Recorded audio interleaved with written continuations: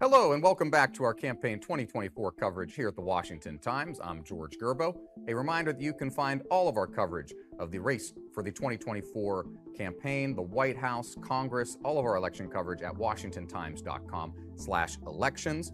We are just days away from the first nominating contest of the 2024 presidential cycle. That is, of course, the Iowa caucuses.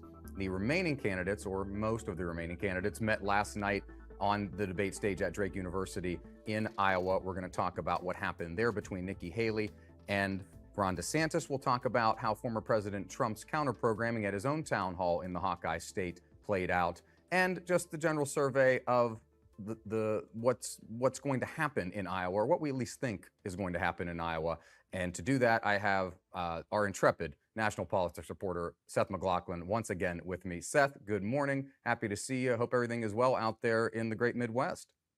Everything is great. And every time you use the word intrepid, it makes me very excited. You've got more time than pretty much anybody I know in Iowa from all of your reporting out there. It's got to be, it's bitterly cold. I know that's going to potentially, we'll talk a little bit about that, how the weather could come into factor with things we don't think about in terms of caucuses as we get down the road here. This debate last night, the final one here before the Iowa caucus, and if you followed these debates, a little more of the same of what we heard from both candidates, and I say both because the nominating contest windowed down on the CNN-sponsored debate to just Nikki Haley, former UN ambassador, former South Carolina governor, and Ron DeSantis, the current governor of Florida. Former President Trump, of course, was invited to the debate. He declined, as he has these primary debates the entire cycle. The two candidates and most of this field on the whole, which is focused, including Trump, which is focused on what they would do with wars, what they would do in terms of Israel, what they would do in terms of the border. And the border is an important issue, but, to echo, of course, James Carville, the longtime Democratic strategist, whose comment that it's the economy, stupid, I still think that reigns true here, especially when we've still got these pressures on the economy from higher prices and from inflation, though inflation has eased. My question to you is, are you seeing that as the number one issue as you go around in Iowa, that people are still feeling the effects of the economy, where prices aren't as high as they were coming out of the pandemic, but it's still, you have a lot of Americans that are still trying to budget and trying to make ends meet paycheck to paycheck? Yeah, you hear that all the time. I mean, economic issues generally are kind of top of mind stuff for voters, particularly, the most dedicated voters that are turning out to some of these Trump events. Just the other day, I was at an event here in Iowa where I talked to an auto body worker who said the cost of materials, auto body shop, cost of materials had gone up. There was a farmer in the same audience. Him and his wife were talking about how over the course of the Biden administration, I think he said he had to pay out $18,000, and he was a small farmer, right? So that sort of thing, he said he didn't have the money to do that. I'm sure he figured out a way to cover it, but no one wants to shell out 18 grand when you don't have to. I think, in a broader perspective, one of the challenges Nikki Haley and Ron DeSantis face right now is that within the base of the Republican Party, there is still a sense that the economy was supercharged under Donald Trump, and wrestling that away from Trump, the idea that he owns the economy and he's the strongest when it comes to the economy, again, in the eyes of these early caucus and primary state voters, is a really heavy lift, because voters basically look at how they were feeling under Trump and they compare it to how they feel under Joe Biden. Now, you obviously have partisan undercurrents there where, it's our guy versus their guy and all that stuff. And I'm sure you could go to different analysts that will have different reasons behind, or different say of, Trump will say the economy was the greatest ever. They might have some disagreement with that, but nonetheless, voters feel a certain way. And that again, if you're Nikki Haley and Ron DeSantis, I don't know if talking about the flat tax or a federal gas tax is going to again pull that, allow them to seize that mantle in the race. In specifically, as you mentioned, I say the two candidates, specifically the two candidates who were on the debate stage last night, Haley and DeSantis. Do you get a sense that any of them are moving the needle at all in Iowa? Chris Christie drops out of the race, just before the debate, last night, specifically hoping that his support in New Hampshire, in which he was running third in polls behind Trump and Haley, that could lend his supporters and followers to then jump on Haley's bandwagon. But do you get the sense that either Haley and DeSantis, that their message is breaking through anywhere versus Trump's message, which is, hey, you remember how this went? We're going to try and do that again. Well, first off, Christie stepped on his message big time. It seemed like with the old hot mic moment where he he presumably was talking about Nikki Haley and saying that she's going to get smoked in the presidential race, and then he said that Ron DeSantis had called him, and the understanding was after he learned that Christie would drop out of the race, and said that Ron DeSantis sounded petrified. So if Christie's idea was he was going to push some of his supporters towards Haley or DeSantis, or someone who wants to have that title as the chief Trump alternative, he definitely muddied that a little bit. As far as, but I will say, like, conventional wisdom right now says that Nikki Haley is probably more likely to benefit from Christie's pulling out of the race. Christie really didn't even campaign here. I don't even know if he showed up in Iowa once, but he was laser focused on New Hampshire, where Haley has been on the rise for a while, basically climbing for several months, eating into Trump's lead a little bit. He's still well up. So the idea is, if you're a Christie supporter, you're not a Trump supporter. I think that's probably the easiest way to look at it. And if you're a Christie supporter, you're also not like a diehard culture warrior type. And I guess just to build off that, that's perhaps one of Nikki Haley's biggest challenges going forward. Is the Iowa electorate is much more akin to the early caucus and primary state electorate in most cases. Now, New Hampshire is an exception, right? Because you have independent voters and Democrats, particularly in a year when you don't have a Democratic contest going on, a serious competitive Democratic contest going on. They can turn out in the primary and cast their support behind a candidate. So, you never know how big the pool of those voters are, especially the Democrats, but independents will play a role, and they'll play a role that is much bigger than what you'll see here in Iowa. The caucus system, a lot of people, may get some criticism here and there, and I'll mention that the last three winners of the caucus on the Republican side that weren't an incumbent president, so no Trump in there, no George W. Bush. If they've won the caucus, they've not gone on to win the nomination. Mike Huckabee in 2008 won the caucus, did not win the nomination.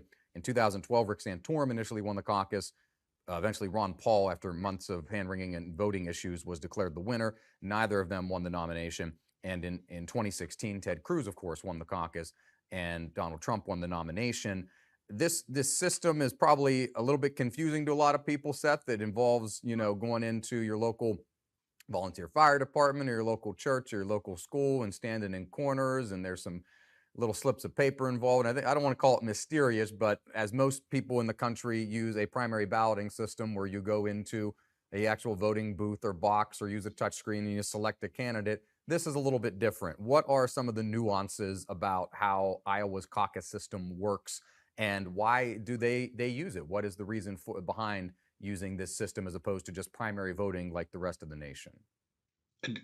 Some of the biggest differences, I will say, like, the Republican and Democratic caucuses are a little different, where the Republican caucus is a little bit more straightforward. But in general, you have to show up at a caucus site. There's like 1,600 of them in Iowa, and you know which your one is, depending on, through local officials and whatnot. And you have to show up at a specific time on a specific night, and you got to dedicate at least probably an hour or so, depending on how populated that site is. And you'll have local leaders kind of run through some local party stuff. Then you'll have people give supporting speeches for candidates, and then you'll go ahead and vote. Um, so the I mean, the major difference is if you look at a primary, you can turn up, you have like the entire day to show up, and you're going to pop in. In most cases, you're probably in and out in less than a half an hour, and that's that. But in this, you got to set aside time. If you got kids, you got to probably find a babysitter for them and whatnot. And this year is the extra challenge, really is going to be, which is always a potential challenge here, is the weather. It's been snowing a lot here the last few days. And right now, I just looked Monday when people are going to be showing up to caucus, it's going to be minus 18 is the low. And the high, I believe, is 1. Yeah. So if if you're sitting on your couch at 5:30 and it's minus 18 degrees out, you have to think in some cases that's gonna maybe people would rather watch Wheel of Fortune than jump in the car and go freeze their butt off. Would be the lowest high temperature, so the single digit there in Iowa caucus history, from what I saw from the Des Moines Register yesterday.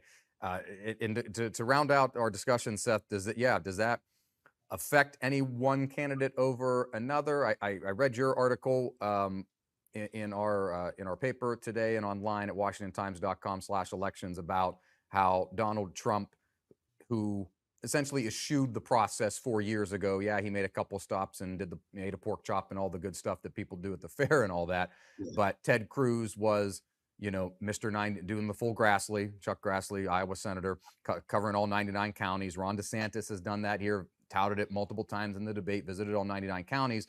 You write that Trump has taken a more methodical, traditional approach to this caucus and actually spent time in Iowa, whether it be via these town halls or popping into local businesses. Is that enough to, and you mentioned in your piece as well that there's going to be a lot of first-time caucus goers, not just the same people that come out year after year after year and vote in these caucuses, every 4 years and vote in these caucuses. Is Trump's groundwork that he's done in the state, is it enough for him to win the caucus, or could this weather or other issues be a factor in a reason that he would not, for the second time as a non-incumbent president, lose this caucus? If you're dealing with minus 18 degrees, I think it at the very least is a massive test of all these candidates organizations, right? Um, and if Trump were to steamroll the competition, then you would say he passed the test with flying colors and proved that his supporters are more dedicated than others. And we've seen that since Trump crashed onto the scene, that his supporters are as diehard as they get. He's got the biggest rallies. He's got people turning out for stuff all over the place. And like you said, the campaign has been more methodical in the way they have created a ground game here, where they'll have precinct captains who will be at the caucuses, and they've got them, I think, for every precinct in the state. And so it's far less fly by the seat of the pants and relying on Trump's kind of natural charisma and entertainment value and all that, and really more traditional nuts and bolts type of campaign. And George, one other thing I want to add, kind of going back to that last question about how Rick Santorum, Mike Huckabee, Ted Cruz did really well in Iowa. These guys were evangelical heartthrobs, right? And evangelical voters typically make over 50% of caucus goers in the state. And they had serious doubts about Donald Trump in the first go round. But polls show that is almost flipped on its head. And I want to say there was a recent Des Moines Register poll that had Trump, I'm going to estimate here, but say last go around, he had 20% support of evangelical voters, and this time he's above 50. He might even be in the 60s, right? So if